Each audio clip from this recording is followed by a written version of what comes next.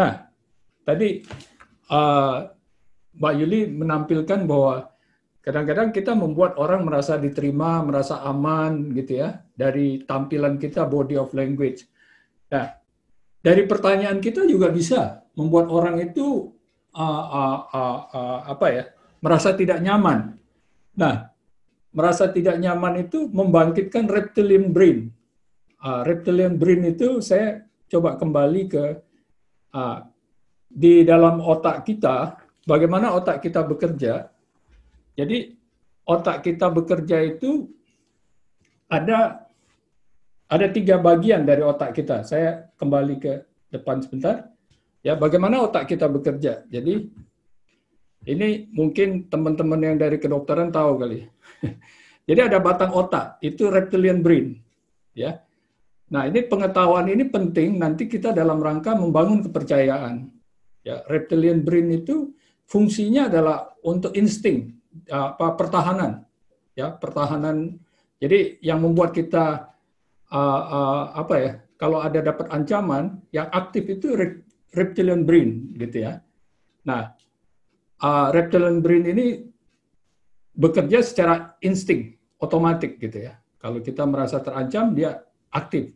Nah, kemudian ada otak yang lain yang namanya limbic brain, emosional.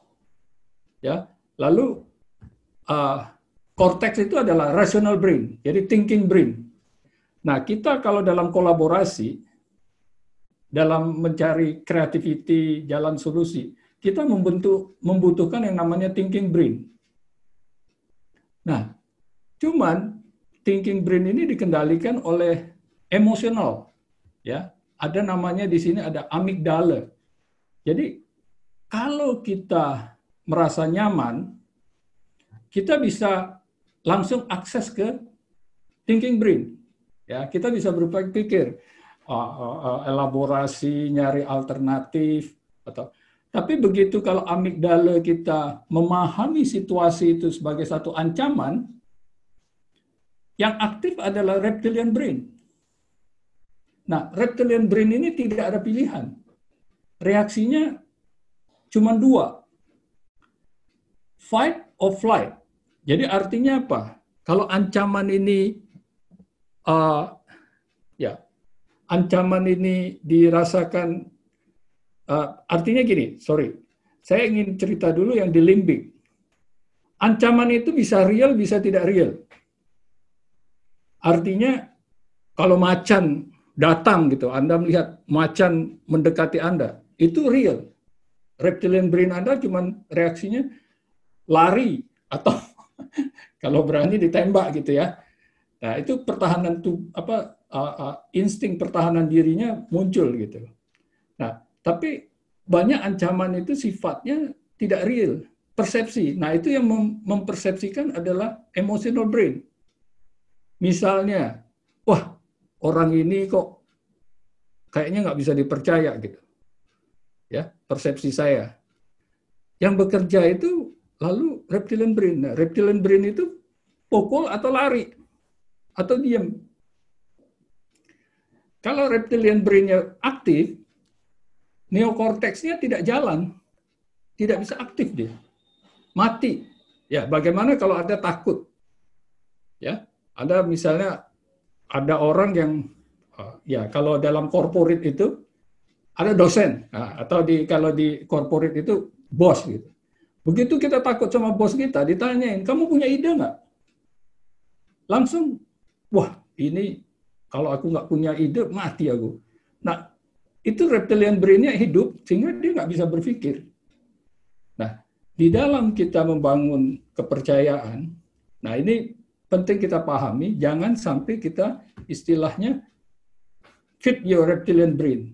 Jadi, jangan kita membangun menghidupkan reptilian brain-nya. Makanya dengan matching, outcome tadi ya, pertanyaan-pertanyaan, saya kembali ke sini, pertanyaan-pertanyaan mengancam sifatnya, ya. Kamu ini sebenarnya bisa apa enggak sih? Itu kan orang dengar itu aja sudah merasa diserang gitu. Jadi kita harus mengajukan pertanyaan yang mengaktifkan thinking brain dan mendengarkan yang tersurat maupun yang tersirat. Ini pertanyaan penting. jenis pertanyaan ini. Kenapa sih deadline-mu terus-menerus? Ini yang hidup yang mana ini? Thinking brain atau reptilian brain? Apalagi yang belum kita lakukan untuk menepati deadline kita? Nah, ini sifatnya tidak mengancam, tapi membuat orang berpikir, apalagi ya? Ya. Sebagai kepala keluarga, apa saja yang bisa Anda lakukan? Oh, okay. Ya. Kalau tanya nih, apa sih masalahmu? Nah, itu langsung reptilian brain-nya hidup gitu. Bukannya harusnya kamu sudah tahu. Nah, itu pertanyaan-pertanyaan yang membuat orang thinking brain-nya freeze gitu ya. Jadi reptilian brain, jadi bangga. Coba kalau ditanya, apa yang kamu capai selama ini yang membuatmu bangga? Wah, semua orang bisa cerita banyak, nyaman sekali dia. Ya. Tapi kalau kegagalanmu apa saja selama ini? Apa saja kegagalanmu? Yang kamu salah, kesalahan yang kamu pernah berbuat ini apa saja? Orang langsung, reptilian brain-nya langsung hidup. Nah itu ya, jadi cara kita bertanya juga bisa membuat orang nyaman, lalu dia percaya sama kita. Nah, keterampilan mendengar juga sesuatu yang penting. Nah ini gaya mendengar orang tuh macam-macam gitu. Kalau misalnya, wah sulit ini, nggak ada maskernya. Nah reaksi Anda apa nih? Ya, saya kira targetnya terlalu tinggi. Ada orang reaksinya, ya kamu tuh memang tidak punya motivasi. Jadi gayanya sudah judging. Ya, jadi gaya kita juga judging. Ya, jadi kamu memang dari dulu kayak gitu. Atau advising. Kalau ada orang ngomong apa, oh target saya terlalu tinggi nih Pak. Nah itulah sebabnya kamu harus berusaha lebih keras lagi, bla bla bla bla bla. Dia menyampaikan nasihatnya gitu ya, meyakinkan, menyampaikan keyakinan Anda tentang apa yang harus dilakukan oleh orang lain. Nah empati, empathizing. Oh saya kira targetnya terlalu tinggi. Nah kalau orang gaya mendengarkan empathizing, dia bilang, oh ya memang berat nih, ya terlalu tinggi. Apa yang harus kita lakukan? Nah, diiyain dulu, orang merasa diempati. Atau exploring. Ya, kita tanya, oke, kalau gitu apa yang harus kita siapkan ya? Saya kira targetnya terlalu tinggi, Pak. Oh, ya apa yang perlu kita lakukan untuk mencapai target itu? Nah, ini gaya ini. Saya tidak, dalam assessment, nanti Anda bisa lihat. Di assessment ada tools yang bisa membuat Anda bisa mengukur judging Anda. Apa gaya mendengarkan Anda. Tapi kali ini sebagai chain penekanan saya sebagai chain agent yang diharapkan dari apa? Yang mana? Gaya mana yang Anda harus mainkan dalam mendengar? Ya, empathizing penting, empati. Exploring apalagi untuk membangun kreativitas. Kalau bisa jangan advising, karena kita ingin membangun kepentingan orang lain kan, supaya kreativitas orang lain. Kita nggak perlu advice terus gitu ya. Jadi orang yang paling tahu. Kita empati, exploring. Nah, judging dihindari. Ya, karena itu akan membangkitkan reptilian brain. Oke, tapi nanti Anda mengisinya nanti saja. Saya ingin melakukan satu role play. Role play, jadi nanti adik-adik mahasiswa kan ke daerah KKN-nya. Tentu di situ akan ketemu tokoh masyarakat. Katakanlah ketua RT nih. Ya, Anda menyampaikan maksud tujuan Anda kepada ketua RT ini. Kita akan melakukan program perubahan perilaku menuju masyarakat siaga COVID di lingkungannya untuk mendapatkan supportnya. Nah, kita akan role play melakukan ini. Jadi temanya ini. Nah, caranya apa? Nanti kita akan masuk ke breakout session. Ya, breakout session. Pertama, begitu Anda masuk di dalam breakout session Anda, tentukan siapa yang berperan sebagai kepala RT, ketua RT. Ya, masing-masing di breakout grupnya, ketua RT-nya siapa. Lalu tentukan 3 orang change agent yang akan melakukan role play. Karena kita tidak bisa melakukan, kalau 10 orang semuanya role play, mungkin waktunya kurang gitu ya. Tapi kita tentukan 3 orang agent of change. Nah, lalu secara bergiliran nanti agent of change ini melakukan role play, yaitu tadi memberitahu mengabari si ketua RT bahwa kita punya program seperti ini. Bagaimana kita bisa gain trust dari dia, membangun rapport, membuat thinking brain-nya nyaut, bukan dia reptilian brain-nya yang aktif. Ya, nah beberapa hal Anda bisa lakukan itu.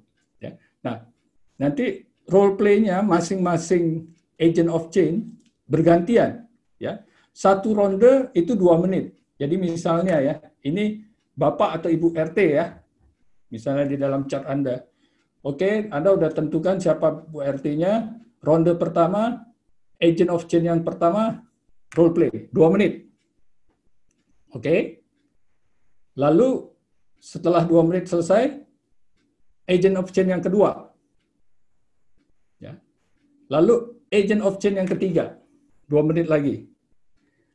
Nah, dari yang lain, coba lihat, dari 3 teman agent of change ini, pendekatan yang paling bagus yang mana? Ada pembelajaran apa? Itu ronde keempat, memfasilitasi. Kira-kira siapa yang bagus ya tadi ya? Jadi bisa dicontoh, terus juru bicara sharing lagi kita di kelompok besar. Oke, cukup siap? Kita masuk ke break room. Jadi tentukan ketua RT-nya, tentukan 3 orang sebagai agent of change, lalu 1 juru bicara nanti, lalu nomor 4 secara bergiliran menyampaikan, membangun rapport, berkomunikasi dengan ketua RT-nya untuk mendapatkan kepercayaan dia tentang program Anda tadi. Lalu kita sharing ke kelompok, diskusi siapa yang paling bagus ya di antara 3 itu. Lalu yang bagus apa di share di dalam grup. Oke ya.